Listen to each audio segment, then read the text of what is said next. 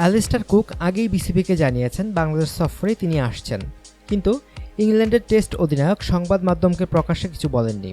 এবার ইংল্যান্ডের wicketkeeper batsman Johnny বায়াস্টো ও সহকারী কোচ পল ফারভেস পরশু জানিয়েছেন বাংলাদেশে আসতে তাদের কোনো সমস্যা নেই।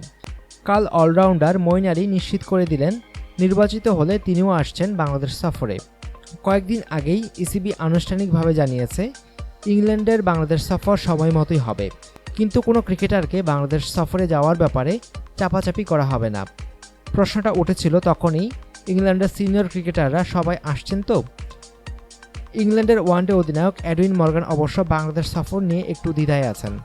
পরশু অবশ্য পরিষ্কার করে জানিয়ে দিয়েছেন পাকিস্তান সফর শেষেই চূড়ান্ত সিদ্ধান্ত নেবেন তিনি। বাকি একটি টি-20 ম্যাচ দিয়ে 7ই সেপ্টেম্বর শেষ হয়ে যাবে পাকিস্তানের সফর। তাহলে 7ই সেপ্টেম্বরের পরেই জানা যাবে মর্গান বাংলাদেশে আসবেন কিনা। তবে সহকারী কোচ ফারভেস, বায়াস্টো ও মঈনের সম্মতি থেকে এটি অন্তত এখন পরিষ্কার হলো প্রায় পুরো শক্তির ইংল্যান্ড দলকেই পাওয়া যাবে বাংলাদেশে। রেগ ডিকাসনের নেতৃত্বে ইংল্যান্ডের 3 সদস্যের নিরাপত্তা প্রতিনিধি দল গত মাসেই ঢাকা ঘুরে গেছে। তাদের প্রতিবেদনের উপর ভিত্তি করেই সবুজ সংকেত দিয়েছে ইসিবি। এই প্রতিনিধি দলের প্রতিবেদনই আস্থা রাখছেন বায়াস্টো। তিনি বলেন, এখনও শতভাগ সিদ্ধান্ত আমি নেইনি, কিন্তু রেগের উপর আমার অনেক আস্থা আছে। তার সঙ্গে আমি অনেক সফর করেছি, সেই ছোটবেলা থেকেই তিনি আমাকে চেনেন।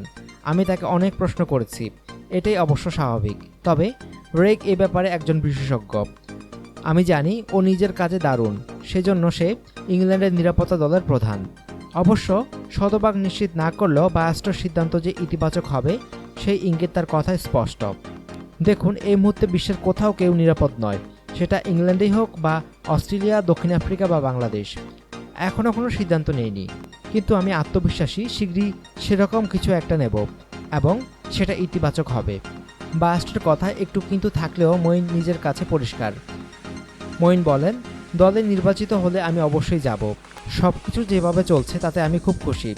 আমি ওখানে 5-6 বছর খেলেছি। ইংলিশ অলরাউন্ডার মনে করিয়ে দিয়েছেন বাংলাদেশকে আলাদাভাবে ঝুঁকিপূর্ণ বিবেচনা করার কোনো কারণ নেই। তিনি বলেন, আমার কথা হচ্ছে বিশ্বের কোথাও এখন কেউ নিরাপদ নন, যে কেউ যে কোনো সময় আক্রান্ত হতে পারেন। ফারভেসের হা বলাটা দারুণ গুরুত্বপূর্ণ অন্য একটা কারণে।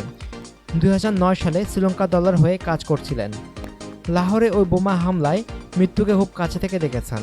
সেই বিভীষিকা মাথায় রেখেও ফারভেস বাংলাদেশে আসতে চাইছেন। আর এখানে সিদ্ধান্ত নেওয়ার তো কিছুই নেই। গত সপ্তাহে আমরা লন্ডনে বৈঠক করেছি, ওখানে এমন কিছুই হয়নি যাতে ওই সফরের ব্যাপারে আমি উদ্বিগ্ন হব। বায়াস্টোর মতো ডিকাসনের উপর ফারভেসের অগাধ আস্থা। রেগ ডিকাসন বা বোর্ডকে নিয়ে প্রশ্ন তোলার কোনো কারণ আমি দেখিনি। ল্যাংহাম হোটেলে রেগ যা বলেছে সেটা আমার কাছে শতভাগ নিখুঁত মনে হয়েছে। ফারভেস ও বায়াস্টোর সিদ্ধান্ত বাকিদের কতটুকু প্রভাবিত করবে সেটা কদিনের মধ্যেই জানা যাবে। অনুগ্রহপূর্বক সংবাদটি শেয়ার করুন এবং খেলাধুলার সর্বশেষ খবর জানতে স্পোর্টস লাইট সাবস্ক্রাইব করে রাখুন। ধন্যবাদ।